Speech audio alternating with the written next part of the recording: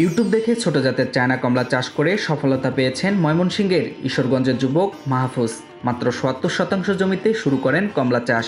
পড়াশোনার পাশাপাশি কিছু করার আগ্রহ থেকে ছোট জাতের চায়না কমলা চাষ শুরু করেন মাহফুজ। ৭০,০০০ টাকা পুঁজি নিয়ে ইউটিউব দেখে রাজশাহী থেকে ১০০টি চারা কিনে ৪০% জমিতে শুরু করেন কমলা চাষ। বাজারে এর চাহিদা বেশি থাকায় কমলা চাষে লাভও অনেক। মাহফুজের এমন সফলতা দেখে বেকার যুবক আগ্রহী হচ্ছেন কমলা চাষে। স্থানীয় কৃষি বিভাগ বলছে, ব্যক্তিগত উদ্যোগে কেউ কমলা বাগান করলে কৃষকদের দেওয়া হবে সব ধরনের সহযোগিতা ও পরামর্শ। ৪ বছর পরিচর্যার পর এবার গাছে এসেছে প্রায় ৭০ মন কমলা। স্থানীয় বাজার ছাড়াও দেশের বিভিন্ন জায়গায় কমলা বিক্রি করে ৬ লক্ষ টাকা লাভের আশা করছেন মাহফুজ। আমার ছোটো থেকে ইচ্ছা ছিল আসলে একটা বড় একজন উদ্যোক্তা হওয়ার। তখন থেকেই আমার ঘাটাঘাটি করি, ইউটিউব ঘাটাঘাটি করি। তখন দেখি যে রাজশাহীতে বাগান হচ্ছে, তখন আমি ওখানে খোঁজখবর নেই। তারপর নেওয়ার পরে দেখি যে না, একদম ঠিক হচ্ছে, বিভিন্ন চ্যানেলেও আসছে।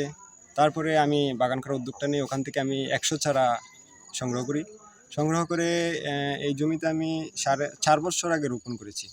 ৪ বছর আগে রোপণ করার পরে ২ বছর পরে আমার সবগুলো গাছেতেই মোটামুটি ভালো ফলন ছিল। ফলনগুলো থেকে আমি প্রায় ৪ মনের মতো ফলন পাইছিলাম। ২ মন তো বিক্রি করছি। ওখান থেকে কিছু টাকা আসছিল। এখন আমার চতুর্থ বছরে ফলনটা সবগুলো গাছে মাশাআল্লাহ ভালো ফলন আসছে। এখন আমার আনুমানিক হয়তো ৪ থেকে ৫ লক্ষ টাকা বিক্রি করা যাবে। এখানে ২০০ টাকা দরে আমি বিক্রি করতেছি। আমার খরচ হয়েছিল টোটাল ৩ থেকে ৪ লক্ষ টাকা। সম্পূর্ণ জৈব পদ্ধতিতে চাষ করা হচ্ছে কমলা। মাহফুজের কমলা বাগানকে কেন্দ্র করে সৃষ্টি হয়েছে কর্মসংস্থান। গ্রামের অনেক যুবক বেকারত্ব দূর করতে আগ্রহী হচ্ছেন কমলা চাষে। তবে আমার বাড়ির পাশে এরকম একটা বাগান দেখে আমিও খুব উৎসাহিত হয়েছি এরকম একটা বাগান করার জন্য। তবে আমি চাকরির পাশাপাশি চাইছি আমি আমার নিজস্ব জমিতে আমি এরকম একটা বাগান করার জন্য। তবে এর জন্য আমার কৃষি অফিসারদের সাথে আমার যোগাযোগ করতে হবে। তবে ওদের সাথে আমি যোগাযোগ করতেছি, দ্রুত তাড়াতাড়ি আমি এরকম একটা বাগান করার জন্য আমি পরিকল্পনা নিচ্ছি, এবং ওনাদের কাছ থেকে যদি কোনো প্রকার সহযোগিতা বা প্রথম আমি পাই তাহলে আমার জন্য খুব ভালো হবে। এই এলাকার যারা তরুণ সমাজ আছে তারা যাতে এই বাগানটা দেখে যাতে উদ্বুদ্ধ হতে পারে এবং তাদের কর্মসংস্থানের সৃষ্টি হতে পারে।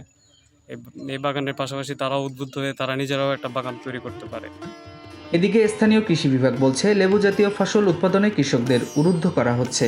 ব্যক্তিগতভাবে কেউ বাগান করতে চাইলে দেওয়া হবে সহযোগিতা ও পরামর্শ। লেবু জাতীয় ফসল উৎপাদনে আমরা কৃষকদেরকে পরামর্শ দিয়ে যাচ্ছি এবং উদ্বুদ্ধ করছি যেন তারা এই চাষাবাদে এগিয়ে আসে। এবং ব্যক্তি পর্যায়ে যদি কেউ এই ফসলগুলো, বিশেষ করে কমলা, মালটা চাষাবাদ করতে চায়, তাহলে আমরা কৃষি অফিস থেকে সর্বাত্মক সহযোগিতা এবং পরামর্শ দেব।